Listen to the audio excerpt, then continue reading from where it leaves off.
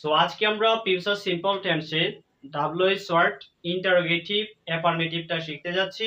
আশা করি তোমরা এটা খুব সুন্দর করে শিখতে পারবা।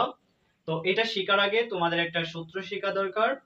তো আমি অনেকেই বলতে পারো যে আপনি অনেক সূত্র বলেন, অত সূত্র মাথায় কিভাবে রাখবো? দেখো, এত সূত্র রাখার কোনো প্রয়োজন নেই।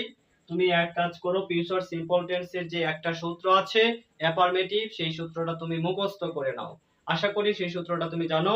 সাবজেক্ট, উইল, তারপরে হচ্ছে ভার্ব অন, অবজেক্ট, এক্সটেনশন। ঠিক আছে? এখন যেহেতু আমরা ডাব্লিউ শর্ট ইন্টারোগেটিভ অ্যাফার্মেটিভ পড়তে যাচ্ছি, তাহলে সাবজেক্টের আগে তুমি উইলটা নিয়ে আসো এবং উইলের আগে ডাব্লিউ শর্ট নিয়ে আসো। তার মানে কি হচ্ছে?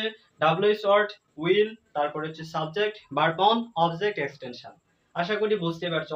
একটা সূত্র মনে রাখো, তোমার ব্রেনকে এত প্রেসার দেওয়ার কোনো কারণ নেই। ঠিক আছে? অটোমেটিকলি তোমার ব্রেন বলে দিবে যখন আমি বলছি ফিউচার সিম্পল টেন্সের in W short interrogative affirmative, সাথে সাথে ব্রেনে ওইটা চলে আসবে। ঠিক আছে?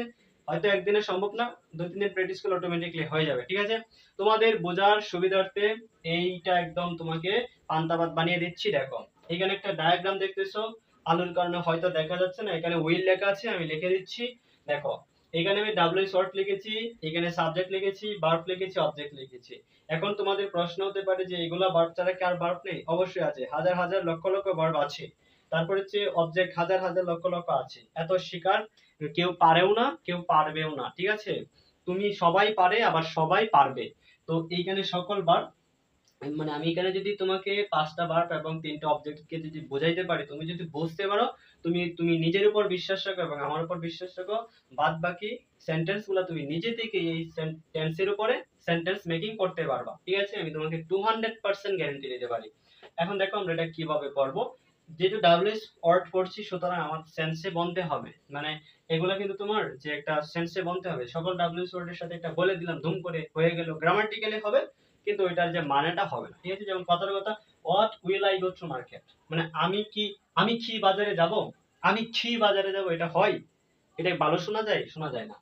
Wire will I go to market, আমি কোথায় বাজারে যাব, এটা কিন্তু হয়। Where will I go to market, আমি কোথায় বাজারে যাব। এখন যদি বলি where will I read book, আমি কোথায় বই পড়বো, এটাও হয় যে আমি কোথায় বই পড়বো। এটার আরো বেশি ভালো হয়, when will I read book, when will I read book, আমি কখন বই পড়বো। ঠিক আছে?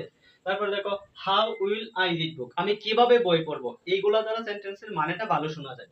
চাইলে গ্রামাটিক্যালে হবে, ঠিক আছে, ভুল হবে না, গ্রামাটিক্যালেও কিন্তু মানেটা এত একটা হবে না। তারপরে দেখো, how will they play cricket, তারা কিভাবে ক্রিকেট খেলবে। How will Sagar play cricket, Sagar কিভাবে ক্রিকেট খেলবে। How will my mother eat rice, আমার মা কিভাবে ভাত খাবে। How will my mother cook rice, আমার মা কিভাবে ভাত রান্না করে। একটা সেন্টেন্স যদি আমি যদি এটা নাও পড়াই, তারপরে তুমি এটাকে সুন্দর করে পারবা, আমি তোমাকে 200% গ্যারান্টি দিতে পারি। ঠিক আছে? তো এখন তুমি চাইলে কি হাজার হাজার লক্ষ লক্ষ কোটি কোটি বাক্য এক নিমিষে তুমি নিজ থেকে গঠন করতে পারবা। তোমার বোঝার স্বার্থে আমি এখানে 3টা সেন্টেন্স লিখেছি। When will I go to market, কখন কখন আমি বাজারে যাব। ওয়্যার উইল উই গো, আমরা কোথায় যাব। How will Sagar read book, Sagar কিভাবে বই পড়বে। তো এইগুলা দ্বারা এখন এই সেন্টেন্সের, এই টেন্সের উপর তুমি লক্ষ লক্ষ কোটি কোটি হাজার হাজার সেন্টেন্স মেকিং করতে পারবে না। সত্যি করে বলবা, এরকম ভাবে যদি আমাদেরকে আগে থেকেই শিখতে পারতাম অথবা কেউ শিখাইতো, তাহলে আমাদের এই ইংলিশটা শেখার অনেকটা সময় বেঁচে যেত। যে সময়টা বেঁচে যেত, সেই সময়টা আমরা অন্য অন্য জায়গায় কাজে লাগাইতে পারতাম। যাই হোক, তোমরা খুব ভাগ্যবান। যদি আমার ভিডিওটা যদি তোমাদের হাতে পেয়ে দেখো, তাহলে তোমাকে বলবো ইগনোর না করে ভিডিওটা দেখো। তোমার জীবনে টেন্স নিয়ে কোনো সমস্যা হবে না, ইংলিশটা তুমি দুর্দান্ত ভাবে শিখতে পারবা। আর যারা তোমার মতো বা আমার মতো ইংলিশে যারা দুর্বল আছে, ওদের কাছে ভিডিওটা চাইলে পাঠাইতে পারো। হয়তো তোমার টাকা পয়সা লাগবে না, কিন্তু তোমার একটু আঙ্গুল দিয়ে চাপ দিতে একটু হয়তো কষ্ট লাগবে। এই কষ্টটা হয়তো আমার জন্য করতে পারো তুমি। তো যাই হোক, আমরা সকলে মিলে যদি করতে পারি, তাহলে আমাদেরই জন্য মঙ্গল, দেশের জন্য মঙ্গল, সমাজের জন্য মঙ্গল। আমরা চাই আশেপাশে কোটিপতি মানুষ না থেকে ভালো মানুষ থাকুক, ভালো সমাজ থাকুক, ভালো জন থাকুক, ভালো একটা পরিবেশ হোক এবং ভালো একটা কান্ট্রি হোক। তো এই প্রত্যাশা রেখে তোমাদের কাছে আজকের ক্লাসটি এখানে সমাপ্ত করছি। দেখা হবে আগামীকাল নতুন একটা ক্লাসে। সকলে ভালো থাকবা, সুস্থ থাকবা। সকলকে নমস্কার জানিয়ে আজকের ক্লাসটি এখানে শুরু করছি। Tata, bye bye.